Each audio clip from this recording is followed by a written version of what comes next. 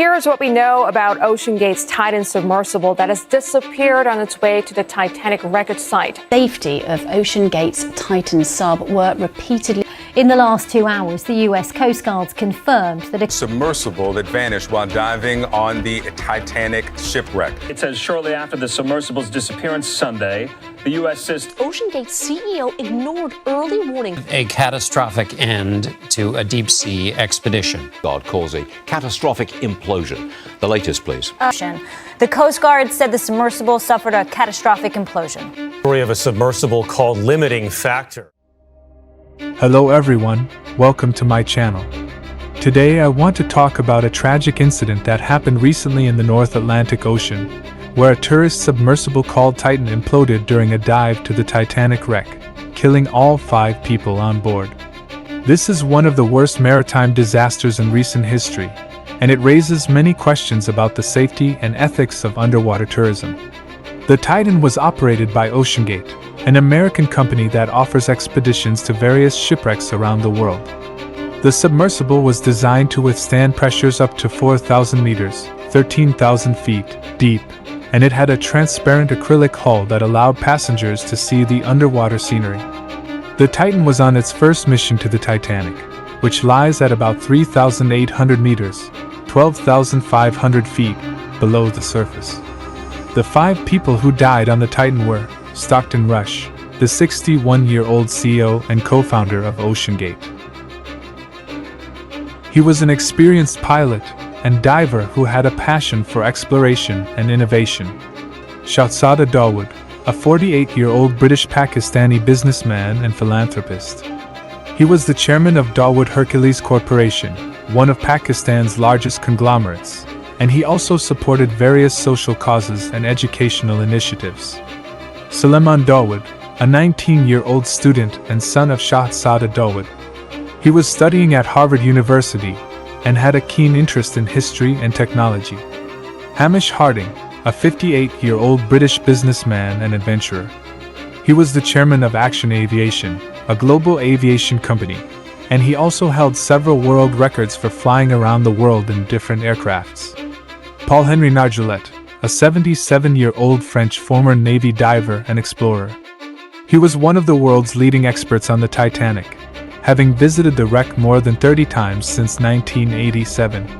He also led several recovery operations and exhibitions of Titanic artifacts. The Titan departed from a support vessel called Polar Prince on June 18, 2023, around 9 a.m. local time. It was supposed to descend for about 2 hours and spend another 2 hours exploring the Titanic site before returning to the surface. However, communication with the submersible was lost around 10:45 a.m., and it failed to resurface at the scheduled time later that day. A massive search and rescue operation was launched by an international team of authorities and experts, involving aircrafts, ships, and remotely operated underwater vehicles, ROVs. The search area was informed by a sonar detection from the U.S. Navy that indicated an acoustic signature consistent with an implosion around the time Titan lost contact with the surface. This suggested that the submersible's pressure hull had collapsed under the immense water pressure, resulting in the instantaneous deaths of all 5 occupants. After nearly 80 hours of searching, ROV discovered a debris field containing parts of Titan, about 500 meters, 1,600 feet, from the bow of the Titanic. The ROV also captured images of some personal belongings of the victims, such as clothing items and watches. No human remains were found or recovered. The exact cause of the implosion is still unknown and under investigation. However, many industry experts had raised concerns about the safety of Titan before its launch. OceanGate executives, including Rush, had not sought certification for Titan from any regulatory agency or classification society, arguing that excessive safety protocols hindered innovation. They also claimed that Titan had undergone rigorous testing and inspection before its maiden voyage. Some critics have also questioned the ethics of visiting the Titanic wreck site for tourism or entertainment purposes. They argue that the site is a mass grave that should be respected and protected from human interference. They also point out that OceanGate's expeditions could damage or disturb the fragile wreck and its artifacts. OceanGate has expressed its condolences to the families and friends of the victims and thanked the rescue teams for their efforts. The company has also suspended all its operations until further notice. This incident has shocked and saddened many people around the world who admired or knew the victims personally. It has also sparked a debate about the risks and benefits of underwater tourism and exploration.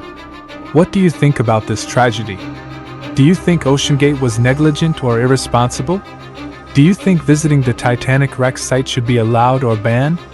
Let me know your thoughts in the comments below. Thank you for watching this video.